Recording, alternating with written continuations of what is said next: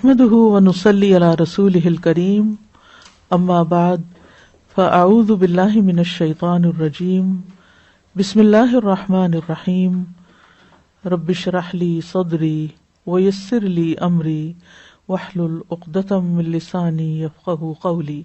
اور ہم نے داؤد کو سلیمان عطا کی، بہت اچھا بندہ، بے شک وہ بہت زیادہ اللہ کی طرف رجوع کرنے والا تھا۔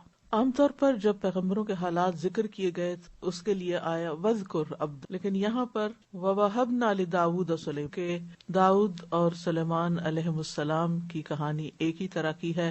دونوں بادشاہ تھے، دونوں نبی تھے، باپ بیٹا تھے، حالات میں سملیرٹی بھی تھی۔ اللہ سبحانہ تعالیٰ کا داؤد علیہ السلام پر بہت بڑا انعام تھا کہ اللہ نے ان کو بیٹا بھی دیا اور وہ بھی نبی، یعنی یہ بڑی ہی خوش قسمتی کی بات ہے کہ کسی انسان کو اللہ تعالیٰ اولاد کی نعمت عطا کرے اور پھر وہ اولاد نبی بھی ہو، یعنی نیک اولاد بھی اللہ تعالیٰ کی بہت بڑی نعمت ہوتی۔ کہاں یہ کہ باپ بھی نبی اور پھر بیٹا بھی نبی، تو یہ دنیا کی بہت عظیم ترین فضیلتوں میں سے ہے جو کسی کو نصیب ہو۔ اسی لیے یہاں فرمایا وَوَهَبْنَا لِدَاوُودَ سُلَيْمَانَ نِعْمَ الْعَبْدُ، اور یہ بھی بہترین تعریف ہے جو اللہ رب العالمین نے کسی بندے کی، یعنی یہ کسی انسان کے لیے تعریف نہیں بلکہ اللہ سبحانہ تعالیٰ کی تعریف ہے ایک نبی کے لیے کہ وہ بہت اچھے انسان ہیں، نعم العبد، بہت اچھے بندے، اور پھر ان کو عبد کہہ کے پکارا گیا۔ انہ اواب، اور بہترین ہونے کی علامت کیا ہے کہ وہ اواب تھے۔ تو یہاں داؤد علیہ السلام کے بیٹے سلیمان علیہ السلام کی زندگی کے بعض واقعات کا حوالہ دے کر یہ بتا دیا گیا کہ وہ بھی ٹھیک ٹھیک اپنے والد کے نقش قدم پر چلنے والے تھے۔ اللہ تعالیٰ نے ان کو بے مثال شان و شوکت عطا کی، ان کو حکومت عطا کی، نبوت عطا کی، لیکن وہ بالکل غرور میں مبتلا نہیں ہوئے، ان کے اندر کسی قسم کا تکبر نہیں آیا، وہ زمین میں فساد برپا کرنے والے نہیں تھے، جیسا کہ عام طور پر جب کسی کے پاس طاقت، حکومت، پاور آتی ہے، دولت آتی ہے، تو پھر وہ اس کو انسانوں کے فائدے کی بجائے عموماً انسانوں کو نقصان دینے کے لیے استعمال کرتا ہے، بلکہ اس کے برعکس وہ جو قدم اٹھاتے تھے اللہ کی اطاعت میں اٹھاتے، اللہ سے ڈرتے ہوئے کہ کوئی چھوٹی سی بھی بھول چوک ہو جاتی تو فوراً استغفار کے لیے اپنے رب کی طرف دوڑ پڑتے، اواب تھے، فوراً رجوع کرتے تھے۔ تو فرمایا وَوَهَبْنَا لِدَاوُودَ سُلَيْمَانَ، وَهَبْنَا کا لفظ جو ہے ہبہ کے لیے استعمال، ہبہ کا لفظ آیا ہے یہاں پر۔ ہبہ کا لفظ جو ہے یہ بلا معاوضہ کسی کو کوئی چیز دینے کے لیے آتا ہے، یعنی ہم نے داؤد علیہ السلام کو اپنی طرف سے مہربانی کرتے ہوئے یہ ایک عطیہ دیا تھا، یہ اللہ کا ایک تحفہ تھا، بغیر کسی قیمت کے ان کو عطا کیا تھا۔ اس سے کیا سبق ملتا ہے کہ ہمیں یاد رکھنا چاہیے کہ ہمارے پاس جو بھی نعمتیں ہیں وہ اللہ سبحانہ تعالیٰ کا عطیہ ہے، اللہ تعالیٰ کی بخشش ہے، اللہ تعالیٰ کا انعام ہے، ان میں ہمارا کوئی کمال نہیں۔ عام طور پر جب ہمارے بچے نیک ہوتے ہیں، اچھے ہوتے، تو والدین کو یہ غرور ہونے لگتا ہے کہ ہم نے ان کی بڑی اچھی تربیت کی، ہم نے ان کو اس طرح اور اس طرح پالا، حالانکہ وہ سب اللہ سبحانہ تعالیٰ کی عنایت ہو کہ کسی کو ہدایت کے رستے پر لگا دے، کسی کو اپنا بنا لے۔ اس لیے تربیت اولاد میں اہم ترین نقطہ یہی ہے کہ انسان ان کی اصلاح اور ان کی دینی رغبت کے لیے اللہ تعالیٰ سے دعائیں کرتا رہے۔ تو وَهَبْنَا، ہم نے ان کو عطا کیا، عطا کر کے ان کی آنکھیں ٹھنڈی کر دی۔ اور وَوَرِثَ سُلَيْمَانُ دَاوُودَ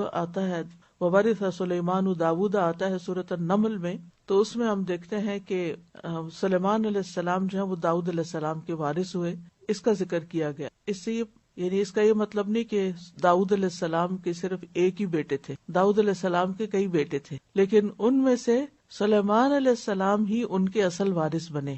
تو اس سے یہ بھی پتہ چلتا ہے کہ بعض اوقات انسان کی بہت اولاد ہوتی ہے، اولاد کی اولاد ہوتی، لیکن صحیح معنوں میں اس کا وارث وہی ہوتا ہے جو اس کی لیگیسی کو آگے لے کے چلتا ہے، جو اس کی محنت اور کوشش کو ضائع نہیں ہونے دیتا بلکہ اس کو مزید آگے بڑھاتا ہے۔ یعنی انسان کے 10 بیٹے بھی ہوں اور اگر وہ دین پر نہ ہوں تو کسی کام کے نہیں، کسی فائدے کے، اور اگر ان میں سے ایک بھی نیک ہے، آنکھوں کی ٹھنڈک ہے، دین پر چلنے والا ہے، تو وہ باقی سب پر بھاری ہے، وہ سب سے بہترین ہے، کیونکہ وہ اللہ کی نگاہ میں بہترین ہے، نعم العبد ہے۔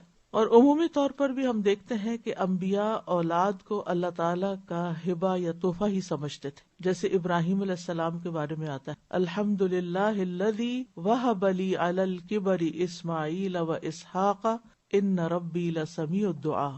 اللہ کا شکر ہے جس نے مجھے بڑھاپے میں اسماعیل اور اسحاق عطا کی، بے شک میرا رب تو بہت دعا سننے والا ہے. اور یہاں بھی آپ دیکھیں کہ وہی سملیرٹی ہے، وہی خوش قسمتی کی بات ہے کہ کس طرح یہ دونوں اسماعیل اور اسحاق علیہ السلام بھی اللہ کے نبی ہیں اور پھر نبی کے بیٹے. تو وہ بھی کیا کہہ رہے ہیں کہ وہب لی، اللہ نے مجھے عطا کی. تو اولاد اور پھر خاص طور پر نیک اولاد اللہ تعالیٰ کا ہی عطیہ ہوتا، وہ اللہ کا گفٹ، اس کی قدر کرنی چاہیے اور اس پر اللہ سبحانہ تعالیٰ کا شکر ادا کر. نعم العبد انہ اواب. نعمہ جو ہے یہ کلمہ مدح، جیسے بئس کلمہ ضم ہے، یہ فعل ضم ہے، یعنی اس کے مقابلے میں یہ استعمال ہوتا ہے نعمہ.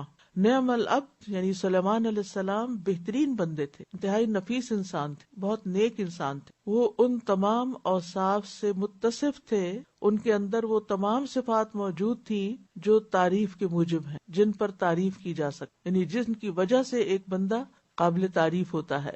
اور اللہ سبحانہ تعالیٰ کی نگاہ میں سب سے زیادہ قابل تعریف کون ہے؟ جو اواب ہو، ہر چیز میں اللہ سبحانہ تعالیٰ کی طرف رجوع کرنے، اللہ کا بندہ اپنے ہر تمام حالات میں، عبادت میں عبادت میں، انابت، محبت میں، ذکر و دعا میں، آہوزاری میں، اللہ تعالیٰ کی رضا کے حصول کے لیے کوشش کرنے میں، ہر چیز میں وہ اللہ ہی کی طرف رجوع، اللہ ہی کی خاطر یہ سب کرے. اور خاص طور پر اگر کوئی کمی کوتاہی ہو جائے تو پھر فوراً اللہ تعالیٰ کی طرف پلٹ آئے. اور یہ جو یعنی یہاں اواب کا لفظ استعمال ہوا ہے، اس میں ایک یاد رکھیے کہ پلٹنا دو طرح سے ہوتا ہے، ایک عمل کے ذریعے اور ایک ذکر اور زبان کے ذریعے، چاہے بلند آواز سے ہو چاہے دل ہی دل میں ہو، یعنی دل کا اللہ کی طرف پلٹنا اور یا دل سے اللہ کی طرف پلٹنا، اور پھر اطاعت کے کاموں میں لگ کے اللہ کی طرف رجوع کرنا. تو پھر اس طرح یہ مطلب ہوگا کہ وہ بہت زیادہ اللہ تعالیٰ کی اطاعت کرنے والے تھے، بہت زیادہ اللہ تعالیٰ کی طرف رجوع کرنے والے تھے. اور دوسرا معنی بہت زیادہ تسبیح کرنے والے تھے، یعنی اپنی آواز سے، جیسے داؤد علیہ السلام کی تسبیح تو ویسے بھی مشہور، یسبحنا، وہ جو طیور اور پرندے اور پہاڑ جو تھے وہ آپ کے ساتھ تسبیح کرتے تھے. تو اسی طرح سلیمان علیہ السلام بھی بہت تسبیح کرنے والے تھے کہا جاتا. اور تسبیح کا لفظ نماز کے لیے بھی استعمال ہوتا کہ اللہ تعالیٰ کی عمومی طور پر بھی بہت اطاعت کرتے تھے اور خاص طور پر بہت نماز پڑھا کرتے تھے، بہت تسبیح کرنے والے تھے. اور تسبیح کے ساتھ ساتھ استغفار کرنا، یعنی اللہم اغفر لی وتب علیہ، اور استغفار کے جتنے بھی صیغے ہیں. کیونکہ جو حقیقت میں نیک انسان ہوتا ہے وہ اپنی نیکیوں سے زیادہ اپنی کوتاہیوں پہ نظر رکھتا. وہ یہ نہیں دیکھتا میں نے کیا کمال کیا ہے، میں نے کیا کیا کام کر لیے، کیا کارنامے کر لیے. وہ یہ دیکھتا ہے کہ کہاں کہاں کمی رہ گئی ہے اور کیا بہتری ہو سکتی، اس سے اچھا کیا ہو سکتا تھا، اس سے آگے کیا ہو سکتا تھا. وہ کسی ایک کام کے کرنے پر راضی نہیں ہو جاتا کہ بس میں نے اتنا کر لیا ہے اور اب یہ میرے لیے کافی ہے، بلکہ وہ مزید کی سوچتا ہے اور کیا کروں کہ اللہ تعالیٰ کو راضی، اور کیا کروں اور کیا کروں. یعنی وہ اللہ کی عبادت کرتے ہوئے تھکتا نہیں، اس سے بور نہیں ہوتا، اکتاتا نہیں، بلکہ مزید کی تلاش میں رہتا. تو ان آیات سے اس آیت سے جو بات ہمیں سمجھ میں آتی ہے وہ یہ کہ نیک اولاد والدین کے لیے اللہ تعالیٰ کا عطیہ ہوتا، اللہ تعالیٰ کا تحفہ ہوتا. لہٰذا والدین کو اولاد کی نیکی اور اولاد کی اچھائی پر خاص طور پر اللہ تعالیٰ کا شکر ادا کر. اور شکر ادا کرنے میں کیا ہے کہ پھر انسان اولاد کو اللہ تعالیٰ کی راہ میں لگائے، اللہ کی عبادت میں، اللہ کے دین کے کام میں، یعنی ان کاموں کے لیے بھی اولاد کی تربیت کرے.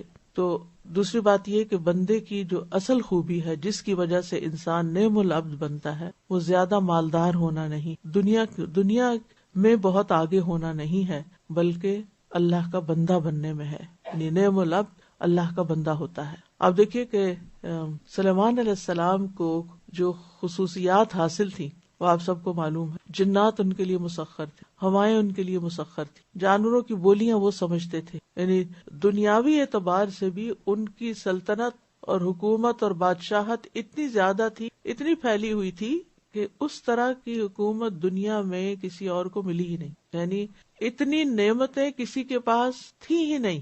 یا ہے ہی نہیں جتنی سلیمان علیہ السلام کو ملی تھی. کچھ تو والد کی طرف سے چیزیں انہیرٹ کی اور پھر خود ان کو اللہ تعالیٰ نے بہت کچھ عطا کیا تھا. لیکن یہاں پر نعم العبد جب کہا گیا وہ بہترین بندے ہیں تو یہ نہیں کہا گیا کہ وہ پرندوں کی بولیاں سمجھتے اور وہ بہت مالدار تھے اور وہ ہوا میں اڑ سکتے تھے اور جنات سے باتیں کر سکتے تھے. یہ باتیں نہیں کی گئیں. آج ہمیں اگر کسی انسان کی تعریف کرنی ہو تو ہم کیا کہیں گے؟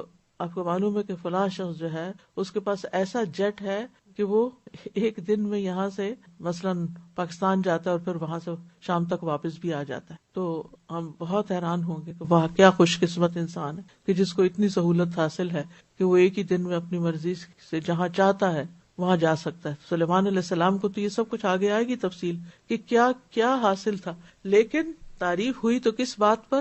انہ اواب، اللہ کی طرف پلٹنے والے. ایک نیکی کے بعد اگلی نیکی، ایک کے بعد ایک، ایک کے بعد ایک، اور سے اور سے اور، مزید سے مزید، یعنی کہیں رکنے والے نہیں تھے. تو بندے کا اصل حسن، بندے کی اصل ورث، کامیابی، قدر و قیمت اس کے اواب ہونے میں، کہ ہر وقت دل اللہ کی طرف متوجہ رہے اور ذرا سی بھی غفلت ہو تو فوراً اللہ کی طرف پلٹے، اور اگر غلطی ہو تو فوراً توبہ کرے، فوراً رجوع کر لے، کیونکہ توبہ کرنے والے بندے سے اللہ سبحانہ و تعالیٰ خوش. ابو ہریرہ رضی اللہ عنہ روایت کرتے ہیں کہ رسول اللہ صلی اللہ علیہ وسلم نے فرمایا، اللہ تم میں سے کسی توبہ پر اس سے زیادہ خوش نہیں ہوتا جتنا تم میں سے کوئی اپنی گم شدہ سواری کو پانے کے وقت خوش ہو. یعنی اگر کسی کی کار کھو جائے، گم جائے اور پھر وہ مل جائے تو اس کی خوشی کا کیا ٹھکانہ ہوگا. اس سے زیادہ اللہ سبحانہ و تعالیٰ خوش ہوتا ہے اس بندے پر جس سے غلطی ہو اور وہ اللہ کی طرف توبہ. نیکسٹ ہے، جب شام کے وقت اس پر اصیل عمدہ گھوڑے پیش کیے گئے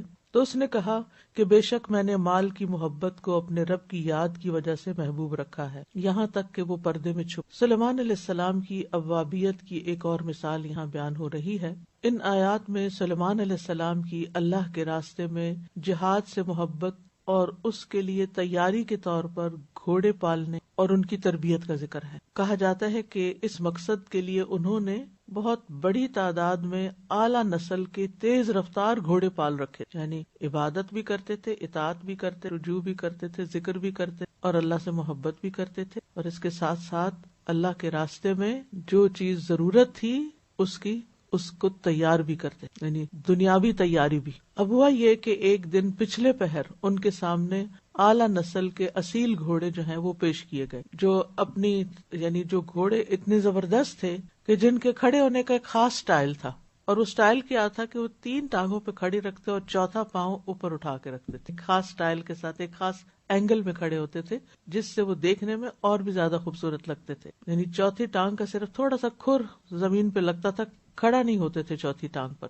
لیکن دوڑنے میں بہت تیز رفتار تھے، بہت تیز. تو آپ ان گھوڑوں کو دیکھنے میں مشغول ہو گئے اور ان کو دیکھ کر خوش ہوئے تو کہنے لگے کہ ان گھوڑوں سے میں جو محبت کرتا ہوں وہ اپنی رب کی یاد کی وجہ سے کرتا ہوں. اذ عرض علیہ بالعشی، عرض علیہ پیش کیے گئے ان پر. یہاں پیش کرنے والے کا نام نہیں بتایا گیا کہ کس نے پیش کیے تھے، کیونکہ ان کے بے شمار لشکر تھے، بہت فوجیں تھیں جو ان پر پیش کیے جاتے. تو یہاں پر صرف یہ جو اہم چیز ہے اس کا ذکر کیا گیا تاکہ ساری توجہ کس چیز پر رہے، پیش کی جانے والی چیز پر.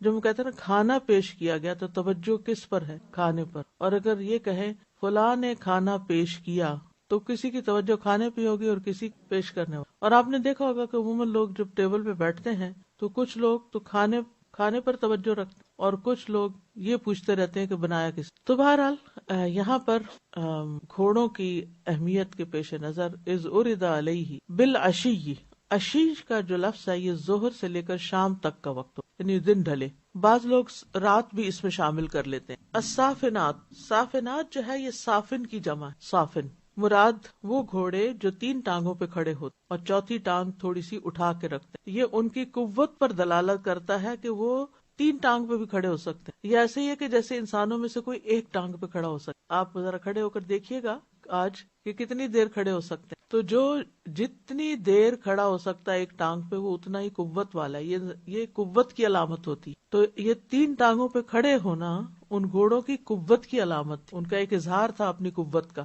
اور ویسے بھی حسین منظر بھی تھا کہ اب قطاروں قطار گھوڑے کھڑے ہیں اور سب کا ایک ہی سٹائل ہے کہ 3 ٹانگوں پہ کھڑے ہیں اور چوتھی اٹھائی ہوئی. اب آپ ایسے منظر کو دیکھ کر کتنے خوش ہوں. اور پھر جیاد کا لفظ آیا ہے ساتھ کہ صرف صافنات نہیں تھے بلکہ جیاد بھی تھے. جیاد کا لفظ جود سے ہے. جواد کہتے ہیں بہت سخی کو، اور تیز رفتار گھوڑے کو بھی جواد کہتے ہیں جو بہت عمدہ دوڑنے والا ہوتا ہے، چاہے مادہ ہو یا نر ہو، دونوں کے لیے لفظ آتا ہے. اور جواد سخی انسان کو بھی کہتے ہیں. اللہ سبحانہ تعالیٰ کے لیے بھی آتا ہے جواد کریم، یعنی جو سخاوت کرنے میں بہت تیز ہے. یعنی نبی صلی اللہ علیہ وسلم کے بارے میں کیا آتا؟ رمضان میں کیسے سخاوت کرتے تھے؟ تیز ہوا سے بھی زیادہ، آندھی سے بھی زیادہ دیتے چلے جاتے تھے، دیتے چلے جاتے تھے. تو یہ تیز رفتاری کے یعنی کہ بہت زیادہ دینا. تو گھوڑوں کے لیے جب یہ لفظ آتا ہے جواد، تو ان کے لیے آتا ہے اس وقت جب وہ بہت تیز دوڑتے ہیں، آندھی کی طرح دوڑتے ہیں. اور جب کوئی گھوڑا تیز دوڑتا ہے تو اس کا منظر بہت خوبصورت ہوتا ہے. تو یہاں گھوڑوں کی 2 صفات بیان کی گئی ہیں کہ جب وہ گھوڑے کھڑے ہوتے تھے تو صافنات ہوتے تھے، کھڑے ہونے کا خاص سٹائل ہوتا تھا، اور جب وہ چلتے تھے تو اچھل کود نہیں کرتے تھے بلکہ دوڑتے تھے تو تیز دوڑ